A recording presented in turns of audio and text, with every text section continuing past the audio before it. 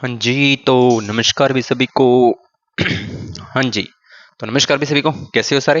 उम्मीद करूंगा सब बढ़िया हो गए, स्वस्थ हो गए और मस्त हो गए। जैसा कि आप सभी को पता ही है, हमारी 11th-12th की बायोलॉजी की जो सीरीज चल रही है, उसमें हमारा टॉपिक चल रहा था। 4 टॉपिक हमने कवर कर लिए थे। आज हमने एक नया टॉपिक स्टार्ट किया है और नया चैप्टर, चैप्टर नंबर 5, और चैप्टर का नाम है, क्या नाम है भाई, कोई बताएगा? बता दो कोई।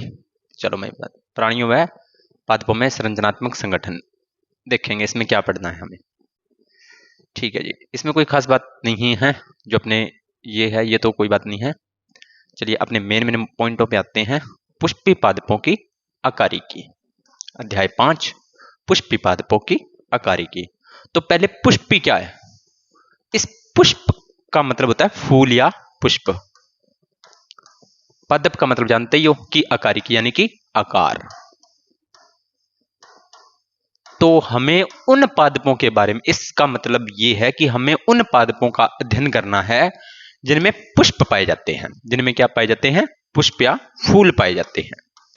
ठीक है, तो सीधी सी बात है, बताने की जरूरत नहीं है। एंजियोस्पर्म होते हैं ऐसे पादप। तो कौन से वर्ग में रखे जाते हैं? एंजियोस्पर्म में। किस किस के बारे में पढ़ेंगे हम? इसमें मूल के बारे में पढ़ेंगे, यानी कि जड़ के बारे में, तने के बारे में पढ़ेंगे, पत्ती के बारे में पढ़ेंगे, पुष्पक्रम के बारे में पढ़ेंगे, फिर हम पुष्प के बारे में पढ़ेंगे, फल के बारे में पढ़ेंगे, बीज पर के बारे में पढ़ेंगे। ठीक है, कुछ तकनीकी विवरण पढ़ेंगे और कुछ महत्वपूर्ण फूलों का वर्णन भी हम इसमें पढ़ेंगे। चलिए करते हैं शुरू। यद्यपि एंजियोस्पर्म की अकार्यवी अथवा बाह्य संरचना में बहुत विविधता पाई जाती है, किनकी संरचना और बाहरी संरचना में बहुत अधिक विभिन्नताएं पाई जाती हैं, फिर भी इन उच्च पादपों का विशाल समूह है हमें अपनी ओर आकर्षित करता है। इन उच्च पादपों में मूल होती है, स्तंभ होता है, पत्तियां होती हैं, पुष्प होता है, फल की उपस्थिति इसका मुख्य अभिलक्षण है। पूछ लेगा कि एंजियोस्पर्म पादपों का मुख्य लक्षण क्या है, तो आप क्या दोगे कि इसमें मूल, स्तंभ, पत्तियां, पुष्प व फल की उपस्थिति होना ही इसका मुख्य लक्षण है। अध्याय 2 व 3 में हमने वर्गीकरण में विषय में अध्ययन किया था, जो अकारिकी तथा अन्य अभिलक्षणों पर आधारित थे। वर्गीकरण तथा उच्च पादपों को भली भांति समझने के लिए तथा सभी जीवों के लिए इससे संबंधित मानव वैज्ञानिक शब्दावली तथा मानक परिभाषाओं के ज्ञात की आवश्यकता होती है। हमने विभिन्न पादपों की विविधता, जो पौधों में पर्यावरण के अनुकूलन का परिणाम है, जैसे कि विभिन्न आवासों के प्रति अनुकूल संरक्षण, चढ़ना, संलयन, ये सब हम बातें पीछे पढ़ चुके हैं। चलिए अब हम बात करते हैं मूल। मूल को कहते हैं, क्या कहते हैं? जड़, या क्या कहते हैं? क्या कहते हैं भाई? रूट। क्या कहते हैं? ROOT, root. ठीक है, ये बात को ध्यान में रखनी है। अधिकांश द्विबीजपत्री पादपों में, लो जी, पहली बात तो यही है कि द्विबीजपत्री पादप कौन से होते हैं? द्विबीजपत्री पादप वैसे तो मैंने करवा दिया था। कौन से होते हैं भाई? वे पादप जिनके बीजों में 2 पत्र पाए जाते हैं। 2 बीज पत्र वाले, 2 बीज पत्र वाले। ठीक है, एग्जाम्पल आप क्या रखो? अच्छा सा एग्जाम्पल है चना। चने में कितने बीज पत्र पाए जाते हैं? 2 बीज पत्र पाए जाते हैं। में मूलांकुर के लंबे होने से प्राथमिक मूल बनती है। लो जी, मूलांकुर क्या होता है? जैसे बीज होता है ना, तो बीज जब अंकुरित होता है उसके 2 भाग बनते हैं। ऊपर वाला होता है प्रांकुर, क्या होता है? प्रांकुर, और नीचे वाला होता है मूलांकुर। तो द्विबीजपत्री में मूलांकुर क्या होता है? द्विबीजपत्री में मूलांकुर लंबा होता है। वेरी इंपॉर्टेंट बात, लंबा होता है, जिससे कौन सी मूल बनती है? प्राथमिक मूल बनती है। अब प्राथमिक मूल क्या होती है, ये थोड़ा सा अपने को मैं बता देता हूं। जैसे मान लीजिए ये कोई पौधे की मूल है, जड़ है, तो ये जो मुख्य जड़ निकली है ये तो प्राथमिक होगी, इसके बाद में ये आगे और निकलती जाएगी। इस प्रकार से प्राथमिक मूल बनती है जो मिट्टी में उगती है। इन्हें पार्श्वी मूल भी कहते हैं। प्राथमिक मूल को क्या कहते हैं? पार्श्वी मूल भी कहते हैं। जिन्हें द्वितीयक तथा प्राथमिक मूल मिट्टी में उगती है, इनसे पार्श्वी मूल होती है, जिन्हें द्वितीयक या तृतीयक मूल कहते हैं। प्राथमिक मूल तथा इसकी शाखाएं मिलकर मुसला मूल तंत्र बनाती है। क्या कहा है कि प्राथमिक मूल प्लस द्वितीयक मूल प्लस तृतीयक मूल, ये मिलकर क्या बनाती हैं? मुसला। देखो कैसे, इसका मतलब यह है कि आपने देखा होगा कि मूल क्या होती है इस प्रकार से। ये तो होगी इसकी पौधे की प्राथमिक मूल। ये किससे बनती है? मूलांकुर से। ये होगी प्राथमिक मूल।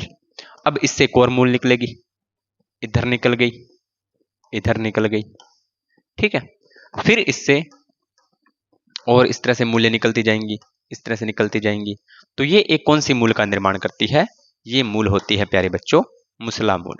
ये भूमि में बहुत गहराई तक जाती हैं, भूमि में ज्यादा गहराई तक, भूमि में ज्यादा गहराई तक। कहां तक? भूमि में ज्यादा गहराई तक। ठीक है प्यारे बच्चों, इतनी बातें आपको समझ में आ गई होगी, ठीक है। यहां तक किसी को कोई डाउट नहीं होना चाहिए, ठीक है।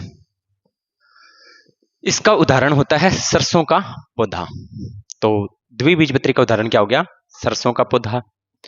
एक बीजपत्री की बात करें तो एक बीजपत्र में प्राथमिक मूल अल्पायु होती है, यानी प्राथमिक मूल बिल्कुल छोटी सी होती है जो गहराई तक जाती है। इसके स्थान पर अनेक मूल्य, इसके स्थान पर अन्य मूल्य निकल जाती हैं, इस तरह से बहुत सारी इस तरह से निकल जाती है। और इन्हें तने के आधार से निकलती है। ये कहां से निकलती हैं? तने के आधार से। अब तने का आधार क्या होगा? ये सारी बातें मैं आपको करवा चुका हूं। तो तने का आधार, जैसे मान लीजिए ये तना है तो ये तने का आधार हो गया, तो इसके आधार से निकलती हैं और भूमि में जाती हैं। जो प्राथमिक मूल है वो छोटी रह जाती है। इसे जकड़ा मूल कहते हैं, यानी कि आपस में जकड़ी हुई टाइप होती है, जैसे गेहूं का पौधा। तो आप क्या करना, एक सरसों का पौधा लेना, अभी सीजन भी चल रहा है, गेहूं का पौधा लेना, जो मैंने शॉर्ट वीडियो में और अपने जो वहां पर अपने चैप्टर में किया था पादप जगत में, तो वहां पर मैंने ये सारी चीजें आपको करवाई थी, ठीक है। तो गेहूं का पौधे की जड़ देखना और सरसों के पौधे की जड़ देखना। गेहूं एक बीजपत्री होता है, सरसों द्विबीजपत्री होती है। सारी बातें आपकी क्लियर हो जाएंगी। मैं पहले बोल रहा हूं 10th क्लास की सारी बायोलॉजी देख के आइए, उसके बाद में ये बायोलॉजी पढ़ोगे तो सारे कंसेप्ट क्लियर हो जाएंगे, ठीक है। चलिए आगे देखते हैं। पौधे जैसे घास तथा बरगद में मूल मूलांकर की बजाय पौधों के अन्य भाग से निकलती है। अब कुछ जैसे घास है या बरगद है, ऐसे पौधों में जो मूल होती है वो मूलांकुर से न बनकर पौधे के अन्य भागों से बन जाती है। देखा होगा आपने, घास घास में जो मूल बनती है ना वो पौधे के तने से बनती है, तने के आधार से निकलकर बनती है, ठीक है। इस प्रकार के मूल को बोलते हैं अपस्थानिक मूल। पूछ सकता है कि मुसला मूल क्या है? तो द्विबीजपत्री में। जकड़ा मूल क्या है? एक बीजपत्री में, जो तने के आधार से निकलती है।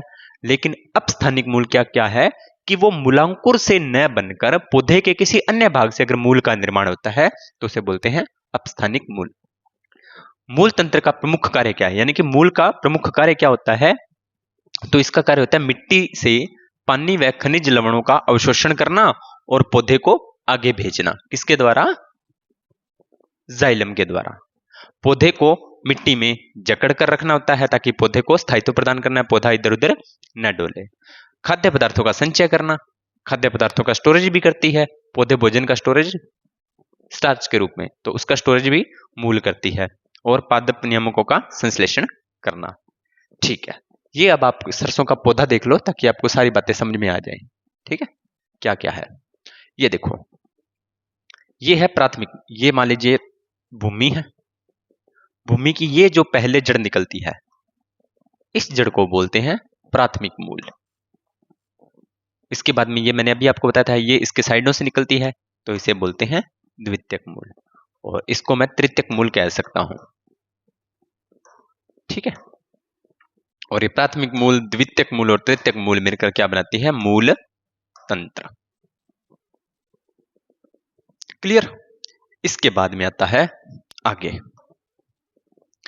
ये पौधा आगे बढ़ा तो सबसे पहले पौधे के इस स्थान पर देखो, ये है कलिका, यहां से कोई नई चीज निकलेगी, ठीक है।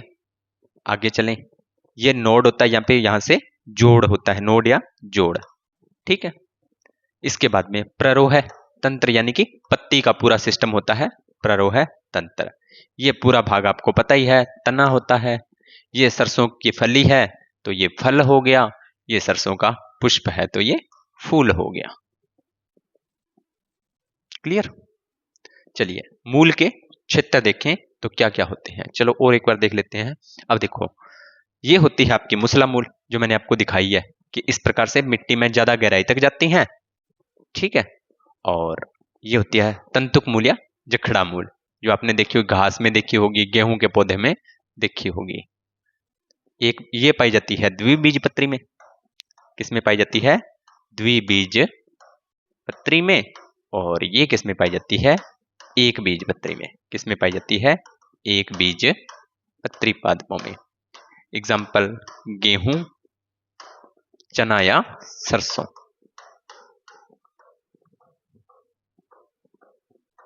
लो जी, इतनी बातें। ठीक है, अब आगे देखते हैं आगे ये क्या कहता है। मूल के क्षेत्र, यानी कि मूल के क्षेत्र क्या क्या है। मूल का शीर्ष अंगुलित जैसे मूलगोप से ढका रहता है। अब देखो ये कह रहा है कि कहां पर बना के दिखाऊं, यहां पर बना के दिखाता हूं कि मूल का जो सबसे सिरे वाला भाग होता है। अब सिरे का मतलब ऊपर वाला भाग नहीं हुआ प्यारे बच्चों, नीचे वाला भाग होगा। मूल का सबसे सिरे वाला भाग होता है, ये एक टोपी नुमा संरचना से ढका होता है, जिसे कहते हैं मूल गोप। क्या कहते हैं? मूल गोप कहते हैं प्यारे बच्चों। ठीक है, शीर्ष भाग यही होगा, क्योंकि मूल नीचे की तरफ गति करती है ना, इसलिए इसका शीर्ष भाग नीचे की ओर का। कंफ्यूज नहीं होना है आपको। मूल गोप कहते हैं या मूल गोप से ढका रहता है। यह कोमल शीर्ष की तब रक्षा करता है जब मूल मिट्टी में अपना रास्ता बनाती है। तो यह कब रक्षा करता है मूल की? जब मूल नीचे जाती है तो मिट्टी में अपना रास्ता बनाती है। मिट्टी को चीरते हुए जब मूल आगे बढ़ती है तो मूल गोप इसकी रक्षा करता है कि मूल को खराब होने से बचाती है। कौन? मूल गोप। मूल गोप में से कुछ mm ऊपर मेरिस्टेमी क्रियाओं का क्षेत्र होता है। लो जी, अब मूल गोप के कुछ मीटर ऊपर, यानी कि ये वाला क्षेत्र मेरिस्टेमी क्रियाएं, यानी कि विभज्योतकी क्रियाओं का क्षेत्र होता है। विभज्योतकी या मेरिस्टेमी कोशिकाओं का क्षेत्र होता है, या क्रियाओं का, कोशिका नहीं आएगा भाई, क्रियाएं आएगा। क्रियाओं का क्षेत्र। किसका क्षेत्र? क्रियाओं का क्षेत्र होता है। यहां पर ही इसी क्षेत्र में मूल में विभाजन वगैरह होता है और मूल आगे बढ़ती है या मूल लंबी होती है। ठीक है, इस क्षेत्र की कोशिकाएं बहुत छोटी होती हैं, पतली भित्ति वाली होती हैं तथा उनमें सघन प्रोटोप्लाज्म होता है। क्या क्या होता है मेरिस्टेम की कोशिकाओं में? तो कोशिकाएं बहुत छोटी होती है, और क्या होता है? पतली भित्ति होती है कोशिका के ऊपर, और उनमें सघन प्रोटोप्लाज्म होता है। और क्या होता है? उनमें बार बार विभाजन होता है। विभाजन होगा तो इस क्षेत्र में समीपस्थ स्थित कोशिकाएं शीघ्रता से लंबाई में बढ़ती हैं और मूल का लंबाई में बढ़ाती हैं। इस क्षेत्र को दीर्घीकरण क्षेत्र भी कहते हैं। इस क्षेत्र को क्या कहते हैं? दीर्घीकरण क्षेत्र भी। क्या कहते हैं? दीर्घीकरण क्षेत्र। दीर्घीकरण क्षेत्र, ये बात भी आपको ध्यान में रखनी है। ठीक है, चलिए, दीर्घीकरण क्षेत्र की कोशिकाओं में विविधता तथा परिपक्वता आती है, इसलिए दीर्घीकरण के समीप से क्षेत्र को परिपक्व क्षेत्र कहते हैं। अब इसके क्षेत्र में विविधता व परिपक्वता आती है, तो दीर्घीकरण के जो पास वाला क्षेत्र होता है उसे परिपक्व यानी कि बढ़ा हुआ क्षेत्र कहते हैं। इस क्षेत्र से बहुत पतली व कोमल धागे जैसी रचनाएं निकलती हैं, जिसे हम मूल रोम कहते हैं। तो मूल रोम क्या होता है? तो आप कह सकते हो कि परिपक्व क्षेत्र से बहुत पतली व कोमल धागे की तरह रचनाएं या धागे के समान रचनाएं निकलती हैं, जिन्हें मूल रोम कहते हैं। ये मूल रोम मिट्टी से खनिज तथा पानी का अवशोषण करते हैं। लो जी, अब आपको मैं डायग्राम दिखा देता हूं, वही जो मैंने बनाया था। ये देखो, मूल गोप आगे ही आगे शीर्ष भाग पर है। अब ये जब जड़ आगे बढ़ती है मिट्टी में तो ये इसकी रक्षा करता है। इसके ये बड़ा क्षेत्र मेरिस्टेमी सक्रियता क्षेत्र, इसमें विभाजन होता है, कोशिकाएं बहुत छोटी होती हैं, सघन प्रोटोप्लाज्म होता है और कोशिका भित्ति बहुत पतली होती है। अब धीरे धीरे ये कोशिकाएं वृद्धि करती जाती हैं, आगे बढ़ती जाती हैं, वृद्धि करती जाती हैं, आगे बढ़ती जाती हैं, वृद्धि करती जाती हैं, आगे बढ़ती जाती है। तो ये क्षेत्र काफी बड़ा होता है और इसे बोलते हैं दीर्घीकरण क्षेत्र। उसके बाद में यहां से मूल रोम निकलते हैं, छोटे छोटे, आपने देखे ही होंगे, इसे मूल रोम कहते हैं। और ये परिपक्व क्षेत्र, यानी कि ये पूरा मूल तैयार हो चुकी है यहाँ पर, इसलिए से परिपक्व क्षेत्र कहते हैं। इतनी बातें हैं, ठीक है। ये सारी बातें मैंने आपको वैसे करवाई हुई है। तो आगे है मूल के रूपांतरण, यानी कि मूल के रूपांतरण क्या क्या है, मूल आगे बढ़कर या आगे रूपांतरित होकर क्या क्या चीजें बनाती हैं, किस किस प्रकार से इसका रूपांतरण होता है, इसके बारे में अब हम देखेंगे, ठीक है। चलिए आगे देखते हैं क्या कहता है ये कहता है कि कुछ पादपों की मूल पानी तथा खनिज लवण के अवशोषण तथा संवहन के अतिरिक्त अन्य कार्य भी करने में अपने आकार व संरचना में रूपांतरण कर लेती है। देखो, अगर पूछे एक मूल का मुख्य कार्य क्या है, तो आप कहोगे कि जल व खनिज लवण का अवशोषण करना, इनका संवहन करना, और इतना ही इनका तो मुख्य कार्य है। लेकिन कई बार ये अन्य कार्य भी करती है। अन्य कार्य क्या क्या होती है? अन्य कार्य के लिए वे अपने आकार व संरचना के रूप में बदलाव लाती हैं। जैसे उनको अन्य कार्य करना है तो उसके आधार पे अपने आकार को भी बदल लेंगी और अपनी संरचना को भी ये बदल लेती हैं। वो भोजन संचय करने के लिए अब अन्य कार्य क्या है? भोजन का स्टोरेज करेगी एक तो, ठीक है, किसके रूप में? स्टार्च के रूप में है। पौधे को यांत्रिक सहारा प्रदान करेगी। श्वसन के लिए भी अपने आप को रूपांतरित करता है, ठीक है। एग्जाम्पल देखें तो गाजर व शलगम की मुसला मूल होती है। गाजर और शलगम में कौन सी मूल होती है प्यारे बच्चों? तो गाजर और शलगम में मुसला मूल होती है। शकरकंद की अपस्थानिक मूल होती है। शकरकंद कौन सी मूल होती है? तो यह अपस्थानिक मूल होती है, जो भोजन को संग्रहित करने के कारण फूल जाती है। तो गाजर में भी क्या होता है? भोजन का स्टोरेज होता है। शलगम में भी भोजन का स्टोरेज होता है और शकरकंद में भी भोजन का स्टोरेज होता है। ये तीनों किसके रूपांतरित भाग है? तो ये तीनों जड़ के रूपांतरित भाग है। गाजर और शलगम होती है वो मुसला मूल के एग्जाम्पल हैं, और अपस्थानिक मूल के एग्जाम्पल होगी आपकी शकरकंद। क्या आप इसी प्रकार के कुछ अन्य उदाहरण दे सकते हैं? क्या आपने कभी देखा है कि आश्चर्य हुआ है कि बरगद से लटकती हुई संरचनाएं उन्हें सहारा कैसे देती हैं? इसे प्रोट्रूट या सहारा देने वाली मूल कहते हैं। बरगद का पेड़ देखा है ना आपने? इस तरह से नीचे ऐसे ऊपर से जड़ें निकलती हैं और नीचे भूमि में जाती हैं, तो ये पौधे को सहारा प्रदान करती है, ठीक है। तो इन्हें अपस्थानिक मूल कहते हैं भाई। इसी प्रकार मक्का तथा गन्ने के तने में भी सहारा देने वाली मूल की निकलची गांठों से निकलती है, जिन्हें अवस्थ मूल कहते हैं। गन्ना देखा होगा तो गन्ने के जो तने के आधार से आपने देखा होगा गन्ने का, तो ये मान लीजिए आपका गन्ना है, तो यहां से ये मान लीजिए गन्ने की खेती है, यहां से मूल निकलती है, यहां से बाहर से तने से, और अंदर पौधे को यांत्रिक सहारा प्रदान करती है। तो ये मूल कौन सी होगी? अवस्तंभ मूल कहते हैं। कुछ पौधे जैसे राइजोफोरा जो अनूप क्षेत्रों में उगते हैं, में बहुत सी मूल भूमि से ऊपर वायु से निकलती हैं, और कुछ मूल क्या होती है? ऊपर वायु से निकलती हैं, जैसे राइजोफोरा।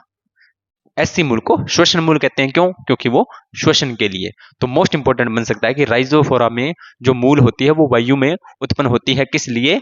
श्वसन करने के लिए, ऑक्सीजन प्राप्त करने में सहायक होती है। बस ये आपकी मूल है। मूल में क्या क्या बातें पढ़ी हमने? मुसला मूल, झकड़ा मूल, अपस्थानिक मूल, ठीक है। फिर मूल के कार्य क्या क्या होते हैं? जल खनिज लवण का अवशोषण करना, अन्य कार्य में देखें तो भोजन का स्टोरेज, श्वसन और यांत्रिक सहारा।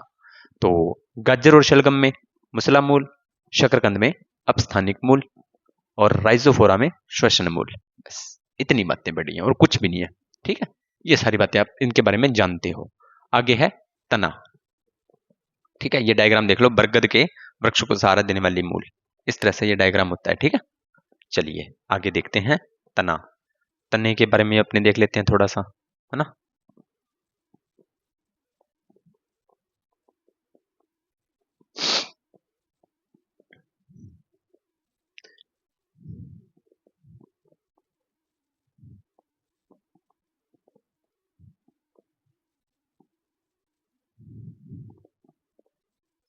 चलिए तने के बारे में भी थोड़ा सा देख लेते हैं।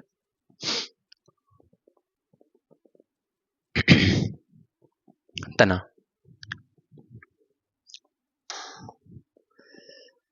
ऐसे कौन से अभिलक्षण है जो तने तथा मूल में विभेद उत्पन्न कर पाते हैं या स्थापित कर? तने और जड़ में आपको अंतर स्पष्ट करना है, वो कौन से गुण हैं? तना अक्ष का ऊपरी भाग होता है, यानी पौधे का ऊपरी भाग होता है, जो किससे बनता है? प्रांकुर से। तना किससे बनता है? प्रांकुर से बनता है। किससे बनता है? प्रांकुर से।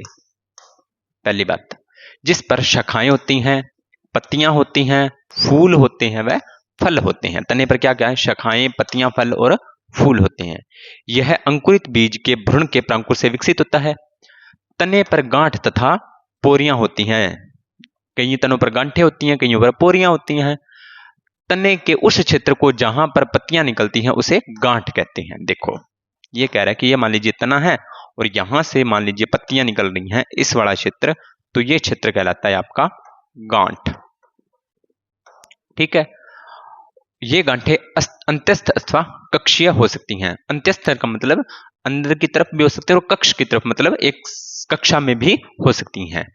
जब तना शैशवावस्था यानी कि बाल्यावस्था या छोटी अवस्था में होता है तब वह प्रायः हरा होता है।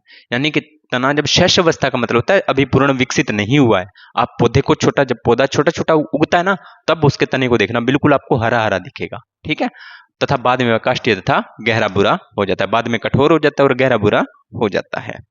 कोई खास बात नहीं है इसमें। ठीक है, ये सारी बातें आप जानते हो, ये मैंने आपको बताई दी है। तने का प्रमुख कार्य क्या है? शाखाओं को फैलाना, यानी कि तने से शाखाएं निकलेगी, उनको वो फैलाएगा। पत्ती, फूल तथा फल को संभाले रखना, पत्तियों को संभाल के रखता है, फलों को संभाल के रखता है, फूल को संभाल के रखता है। यह पानी, खनिज, प्रकाश संश्लेषित पदार्थों का संवहन करता है। वही खनिज पदार्थों को और जल व भोजन को सारों को ऊपर नीचे आदान प्रदान करवाता है। कुछ तने भोजन संग्रहण करने, कुछ तने भोजन का भी संग्रहण करते हैं भाई। ठीक है।